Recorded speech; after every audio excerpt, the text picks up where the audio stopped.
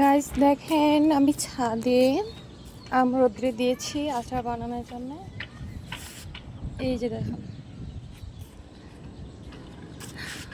সরিষা বাটা আর হলো কিছুটা হলুদ দিয়ে মেখে তারপরে রোদ্রে দিয়েছি।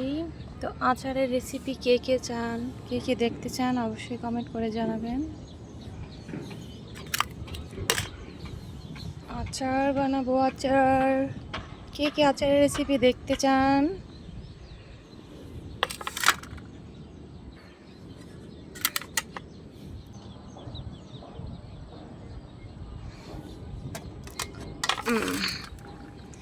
এই তো আমার আচার জন্য আমগুলো রেডি করেছি, আচার বানাবো। তো গাইস আসেন ছাদের একটু ভিউটা আপনাদের সাথে শেয়ার করি। আমি মনে হয় প্রায় আপনাদের সাথে শেয়ার করি ছাদের ভিউ, তো আজকেও শেয়ার করি আপনাদের সাথে। আজকের বিকেলটা খুব সুন্দর, ঠান্ডা, মানে ঠান্ডা হাওয়া। হ্যাঁ, আজকে তেমন গরম লাগেনি, দুদিন যাবত অনেক বৃষ্টি হয়েছে। তো আজকে রোদ উঠছে, সূর্যটা দেখা যায় না ক্যামেরার ভিতরে। হ্যাঁ, কিছুটা রোদ উঠছে, তেমন বেশি রোদ উঠে নাই। আজকে দিনটা খুব ঠান্ডা ঠান্ডা গেছে। এই তো দেখেন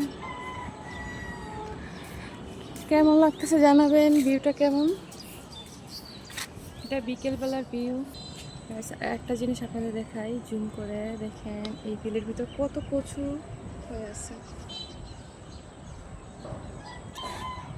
মুরগি ডাকতেছে। এই যে দেখেন আমগুলা, আমি এখন নিচে চলে যাব নিয়ে, একটু ভিডিও নিয়ে আপনার সাথে শেয়ার করি ভিউগুলা। অনেক বাতাস, হ্যাঁ অনেক বাতাস। এই যে দেখেন একটা ছোট্ট মরিচ গাছ লাগাইছি, দেখি দেখা যাক গাছটা বড় হয় কিনা।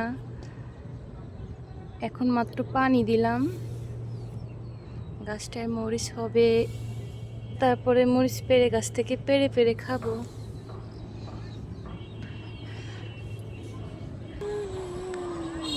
গাছের ফুলগুলা কি ফুল এগুলা, গাছ দেখুন তো চিনতে পারেন কিনা। হ্যাঁ, এই যে গাছের ফুলগুলা কত সুন্দর ফুল হয়েছে না। একে রেখে আসছি, আর হয়তো আমাকে খুঁজতেছে, আমাকে না দেখলেও পাগল হয়ে যায়। ওরে নিয়ে আসতাম, ওরে নিয়ে আসলে আবার সন্ধ্যা হয়ে যাবে এখানে, ও আবার যেতে চায় না ছাদে আসলে, দোলনা খাবে দৌড়াবে এখানে। আমগুলা তো একসাথে নেওয়া যায়, একসাথে নিয়ে যাইব, আলাদা করে নেওয়া যাইব না, এক হাত তো আবার ছাদের দরজা লাগাতে হবে, আমার জন্য একসাথে করে নিলাম।